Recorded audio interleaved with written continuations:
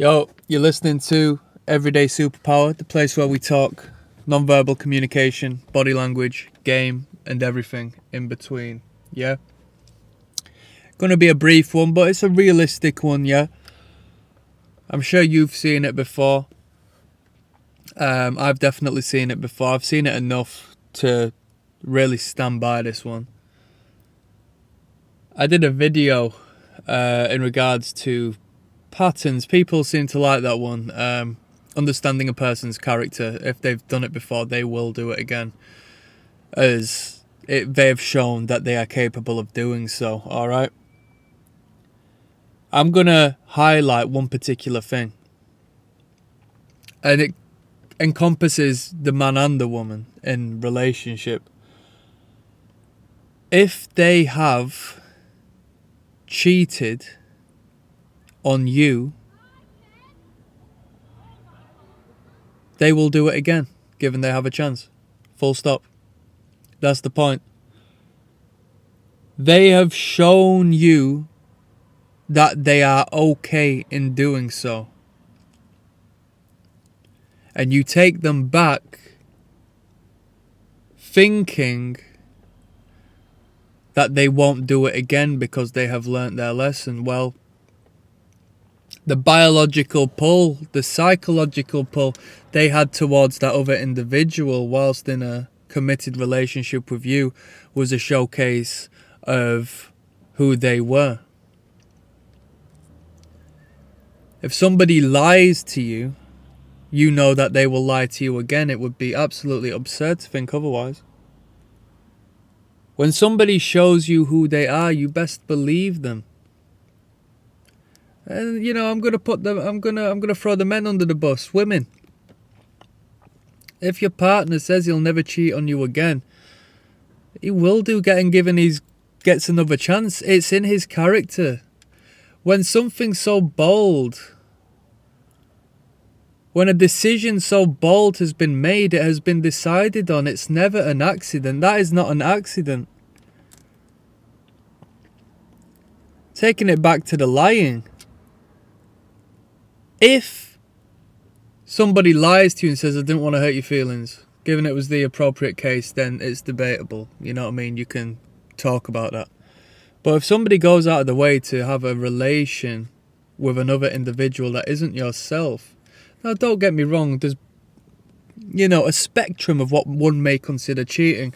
I personally, it would be wrong of me to believe that my partner couldn't and wouldn't flirt with other people, on a day-to-day getting by sort of situation.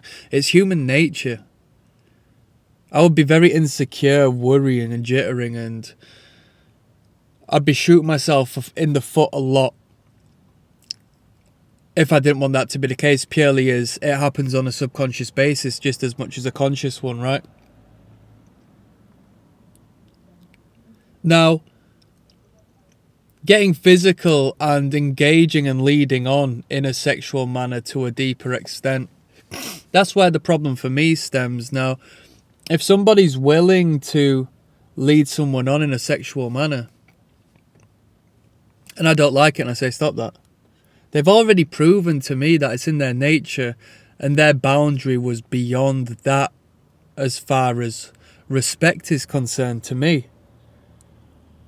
So I have to make a decision, and you know what? I'm gonna make a statement here and say, some people might change, okay, but it's very hard to do so, and they have to do so themselves. They won't get told to change and then change on behalf of somebody else if it's hardwired into them. There's always going to be somebody better than you out there, alright? And if they have thrown themselves on somebody who has got something they can provide more so than you in one particular realm, then that urge at the very least is going to exist to the next person, and the next person there's going to be heaps more people where that came from with them particular qualities. And I don't say they're rich or they're a CEO and stuff like that. It could be biological. They could represent a sexually charged figure from their childhood. It could be as deep as that, you know? As Freud said, the father figure is very powerful, creates a very sexually magnetic pull. The brother,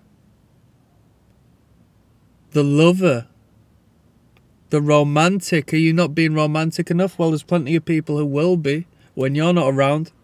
And if they fall to that, then that shows their content of character, and you have to accept that. Because when it comes to trust, it's 100 or 0. The moment you break trust, you're never going to get back to that full trust. And if you do, you're a mug. Because this is where it delves into the personal realms. I know a fella who's been mugged off because he believed the woman and her excuses. Oh, she was drunk and this happened. Alright. Believe her, yeah? Yeah, believe her. Because accountability is going to be nil. To some people.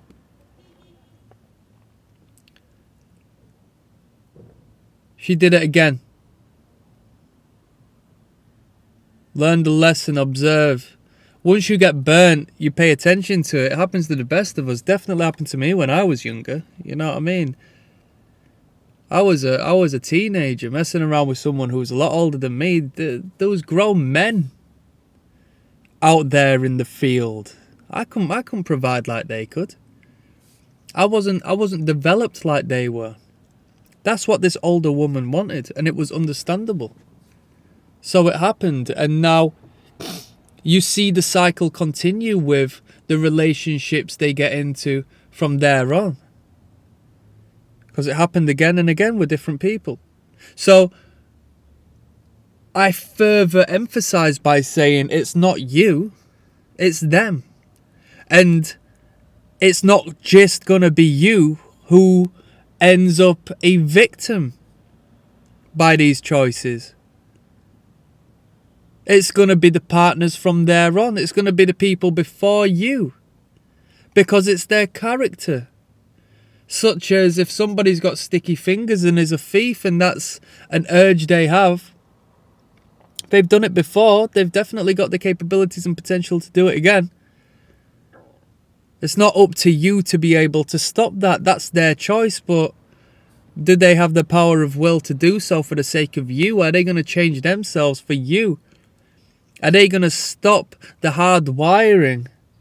Are they going to cut that wiring that runs ever so deep within their brain, them neural pathways? Are they going to prevent them from working because they're in a relationship with you who's telling them to change? I don't think so. For the most part, I don't think so. Take it as it is. I'm signing out. Peace.